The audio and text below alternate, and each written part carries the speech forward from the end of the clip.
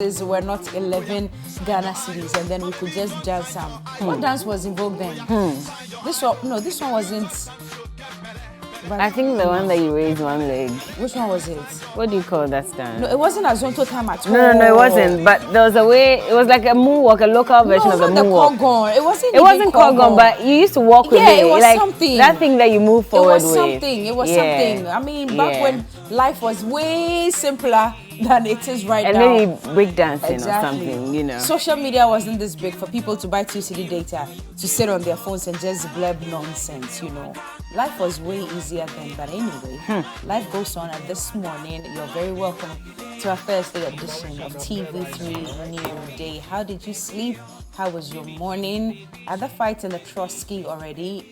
We are not sure if prices have haven't increased yet. Yes, but I know that yesterday, so my designer will normally send my clothes from Osu to the house. Now, it's been 38 Ghana cedis, Chantal, 38 Ghana cedis. Yesterday was 49 Ghana cedis, yes. 10 cedis extra? Yes, it was 49 Ghana cedis. Yeah, so 10 cedis extra based on what? I do not understand. You didn't ask him? I have no idea. No, I didn't ask because, you know, it's there. Yeah, kind of saying. Oh, it's a fixed price? Fixed price, Uber. Oh, Uber, you mean? Uber. Okay. Yes, I thought you Uber. meant dispatch. No. So I was going to ask based on it wasn't what? Dispatch. No, okay. Uber. Oh, no, but even that dispatch also charges sometimes even more. Exactly. They'll tell you that it's fuel. They now even charge extra, and I don't get it. They charge more a distance that used to be 15 Ghana cedi, 20 Ghana cedi is now 40 and 45. Yeah. And they'll tell you, say, madam, system, no. So this system.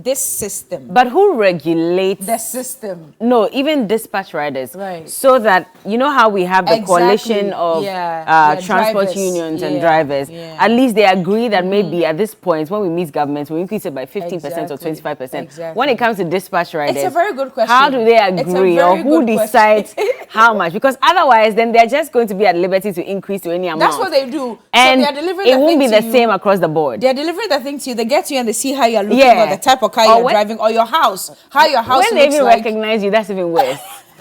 So something that's supposed to be, I remember there was a dispatch, and this was maybe 2 years ago. So the dispatch rider comes to my house, and something that's supposed to cost about 25 cedis, immediately he looks at me and says 50 Ghana cedis. And I said, based on what? He said, oh, but I know you, madam.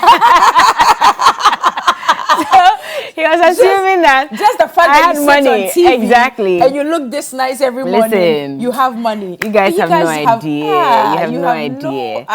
But on the real, this issue about fuel price increments, it's not funny. Something needs to be done. It's not funny. The energy minister says that based on the recommendations that the MPA has forwarded to the energy ministry, they're also deliberating with the finance ministry and they'll see what they can do. But then it looks positive, and so there'll be some cushioning. Yeah. However, I mean, up until when? How soon? I mean, how soon is it going to happen? And he could not give timelines. So I'm worried because now the GPRT is saying that if you do not cushion us anytime soon, we're going to increase it. And this time around, we're not even going to allow you to tell us what percentage we should increase it by. Because at first we said 30%, you made us reduce it to 15%. This time around, we're not going to listen to you. If you do not cushion us, and if you do not cushion Ghanaians, we're also going to increase our prices astronomically. And you cannot blame us because we've held back for so long.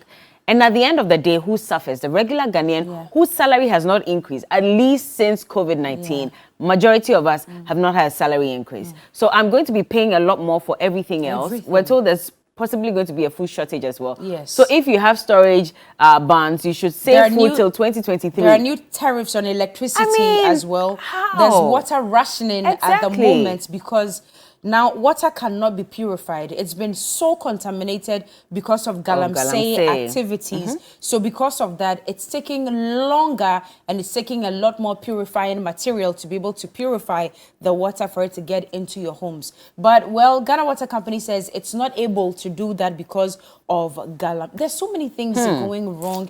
And, Bella, I'm actually dreading the number of demonstrations that are about to take this country by surprise.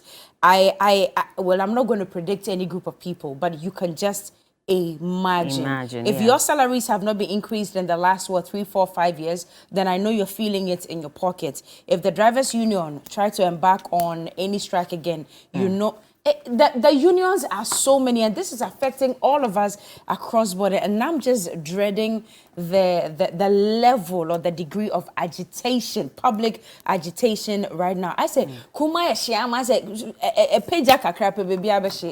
that's the feeling right now. They say we are not living, we live in extraordinary times, but I would say these are very uncertain times. Very uncertain. Very uncertain. And if you want to understand, I mean, there have been concerns about the taxes that we're paying, the levies on the fuel, which is also resulting in the high increase. And so if you're wondering what these taxes are, so we have the energy, in fact, there are 12 of them. So energy debt recovery levy is 49 pesos. Then there's road fund levy, which is 48 pesos. Energy fund levy is 1 peso. Price stabilization and recovery levy is 14 pesos. Sanitation and pollution levy, and many have described this as a nuisance tax that needs to be scrapped ASAP. That is 10 pesos. And energy sector recovery levy is 20 pesos. Special petroleum tax, 46 Ghana pesos. Primary distribution margin is 11 pesos. Boss margin is 9 pesos. Fuel marketing margin is 5 pesos. Marketers margin, 46 pesos. And dealers, retailers and operators margin, that's about 30 pesos. So if you put all that together, that's 2 cities, 90 pesos. And there have been concerns that for some 3 of these taxes, they either need to be scrapped entirely or they need to be reviewed. And one of them is the nuisance one that many people have described, and that is the price stabilization and recovery levy. But that's not all. So the energy sector levy, well, they're saying that it's time for us to review it downwards. And special petroleum tax, we also need to review it downwards as well, because that, in a way, if we're able to reduce it, according to Dr. Theo Champon, he's a petroleum economist, that will give us some 25 pesos reduction instantly. It may not be significant. It may not be significant. But at least it's something. At least, you know, at least it's something. It reflects in the number, in the number of liters that you buy. So I don't know what you think about it. We've been told that there's some 550 million Ghana cedis extra money that we make of fuel because of the windfall. Exactly. And so that could be used to cushion government. Is that possible or not? We'll have to ask a lot more questions on these things. And we hope that, you know, the finance ministry speaks as soon as possible so we know where we're going with this. Anyway. But yeah. Welcome to another morning. We'll take a break. When we come back, Johnny's Bites will be here.